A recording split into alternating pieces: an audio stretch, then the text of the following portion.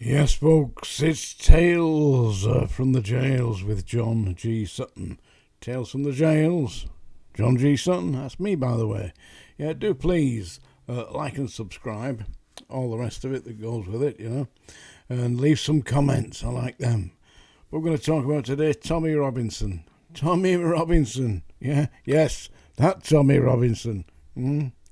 Yaxley Lennon. Yeah.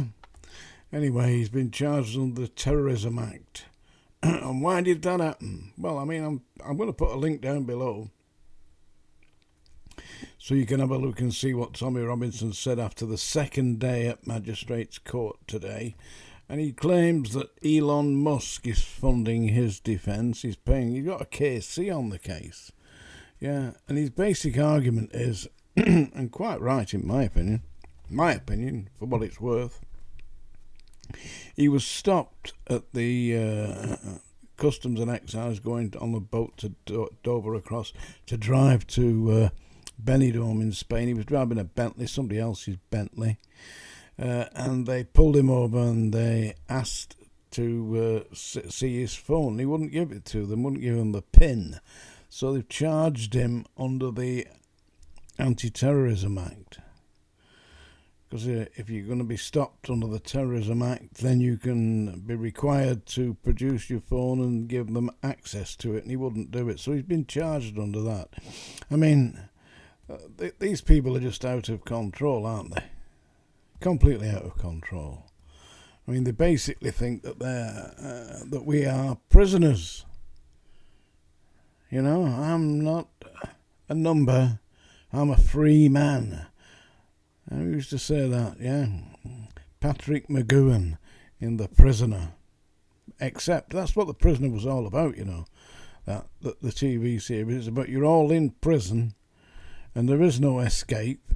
Because even if you escape, where do you end up? Back in prison. You're in prison and that's it. Enjoy it.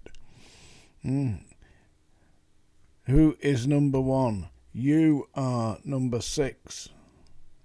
And that means that you're number one. And who do you got to look after? Yourself. See what I mean? That's the message of the series of The Prisoner. Who is number one? You are number 6. Not you are number 6. It means you're number one. Yeah? Anyway, so what's going to happen? Well, his case has been adjourned now till the 4th of November, I believe, when he's going to be back in court, yeah, for sentencing or the decision as to decide whether he's guilty or not. But they've already, according to Tommy Robinson, as you'll see in the clip I'm going to put down below, they've virtually admitted that this was pretty well an unlawful stop. There's really no reason to stop him. I mean, why did they stop him? He was driving a fancy Bentley, all right. And he had something in the region of £15,000 in notes, euros and pound notes, in paper bags in the car. Well, it's not exactly unlawful to do that, but there's a certain amount and they can ask you to prove where you got it from. Believe it or not, if you're carrying money, they can be stopped and asked, and if you can't prove where you got it from legitimately, they take it off you. What kind of a world is this? I'll tell you what kind of a world it is. It's an Orwellian world. Like 1984 is already here. Anybody who's actually read 1984, he describes telescreens. What are we on now? A telescreen. Yep. It also describes books being written by machines. And what have we got today? Books being written by artificial intelligence machines. He kind of knew what was coming, quite how he knew it, but it is happening. And we've got the cult in America, haven't they?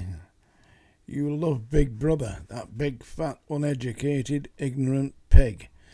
Do you know what he said the other day? I don't know if you saw it. He did an interview and a journalist asked him, have you suspended habeas corpus? And Trump said, who? Seriously? The President of the United States of America did not know that habeas corpus is a writ and that in Latin it means present the body. Produce the body, you know. He didn't know. He thought it was a person that he was going to suspend. And the government in America is currently in lockdown, shut down, closed for business. That's been engineered. You know why? Because they've got a new member of Congress being sworn in who is a Republican, and that will switch the power in the House to the Republican Party. And guess what? From the Republican Party to the Democrats, that's right.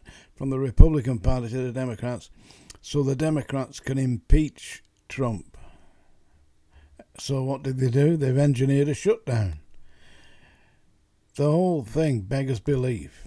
Did you see him making that speech? Seriously, I kind of go rattling on about this Trump, yeah? Rattling on about Trump. He made a speech in Sharm el-Sheikh in Egypt or somewhere like that, or Saudi Arabia, yeah? Where he said, this is the greatest thing, peace will last into eternity. Does he know how long eternity is? Does he know how long the battles and the troubles have been going on in the Middle East? Like for 2,000, 3,000 years, before the times of the Romans.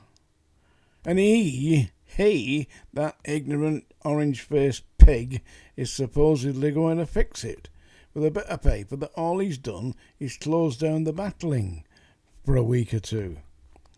And in my opinion, that's what it'll be, a week or two. You know why? Because Benjamin Netanyahu, if he doesn't have a war, then he's going to have to face the courts because he's facing 3 charges of corruption, various other ill-doing deeds. So it's in his interest to have a state of emergency and constant war. Seriously. Anyway, Tommy Robinson. The problem he's got is that he's managed to annoy a lot of people who are in positions to actually turn him over. And guess what, folks? That is what they're doing, said Tommy Robinson. Turning him over. If they can stick him back behind bars, well, in my opinion, back behind bars is where he's going to go. There is no way out from this. I mean, he just isn't flavour of the month when it comes to the authorities. Why? Well, he's telling his version of the truth, and a lot of people are listening to him. But as for the idea of taking his phone off him and gaining all the information that any journalist has on the phone, you've got your connections, yeah, you've got people that you speak to, and you've got notes on your phone that you keep about what these people are telling you. They would instantly have access to all that. And as he is exposing members of the hierarchy, and they suddenly get access to his phone, well, he wouldn't be doing that, would he? But they're doing it under the Terrorism Act. What next? Anyway, it's that time of day when I'm going to read you a poem now. Hey, do please like and subscribe and make comments, all the rest of it. If you've got any sympathy for Tommy Robinson, leave a note down below. Tell me what you think. I think it'd be well advised to steer clear of HMP Great Britain at the moment, because it does seem like that, doesn't it? There's a new film out, by the way. It's called Orwell 2 + 2 = 5. I'm going to see that. I haven't seen it yet, but I've seen the trailers and all that. It looks very good, very interesting. It's comparing what Orwell wrote. He wrote it in 1949, by the way. What Orwell wrote in his book 1984 to what's happening today. So this is a poem by Edgar Allan Poe, another poem by Edgar Allan Poe. I used to read Edgar Allan Poe when I was a young man, 10, 11 years old. I had to have a dictionary with me. Terribly difficult writer, you know. Elaborate English. But I tell you what, if you do that from the age of 10 onwards, you end up with a vast vocabulary. Oh, on my new book, by the way, I got a note from the publisher saying, yeah, it's definitely going ahead. He's publishing it. He likes it. Said it was highly amusing, and it should be out November, I reckon. This is A Dream Within a Dream by Edgar Allan Poe. Take this kiss upon the brow, and in parting from you now, this much let me avow. You are not wrong who deem that my days have been a dream. Yet, if hope has flown away in a night or in a day, in a vision or in none, is it therefore the less gone? And all that we see or seem is but a dream within a dream. I stand amid the surf's tormented shore, and I hold within my hand grains of the golden sand. How few, yet how they creep through my fingers to the deep, while I weep. O God, can I not grasp them with a tighter clasp?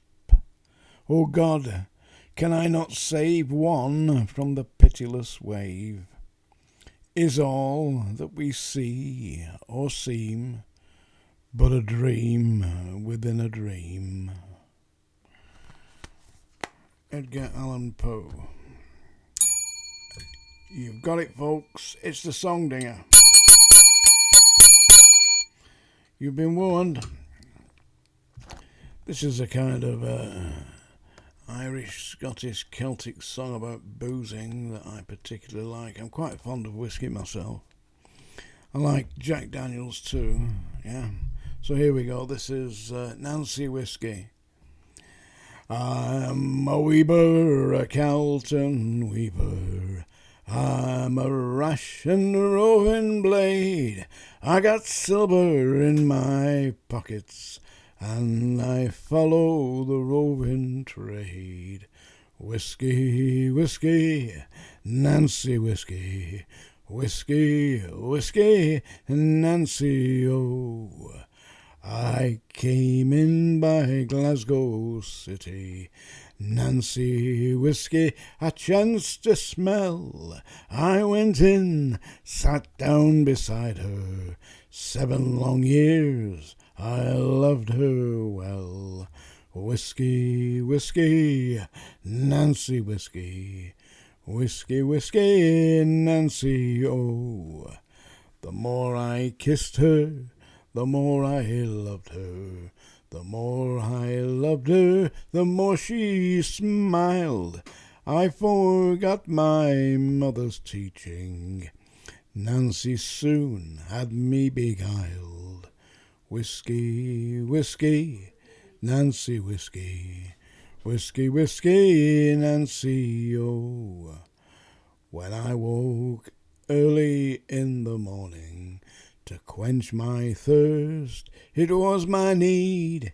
I tried to rise, but I was not able. Nancy had me by the knees. Whiskey, whiskey, Nancy whiskey. Whiskey, whiskey, Nancy, oh. Come on, landlady, now what's me owing? Tell me what there is to pay.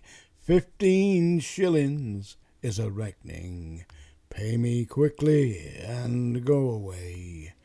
Whiskey, whiskey, Nancy whiskey. Whiskey, whiskey, Nancy, oh.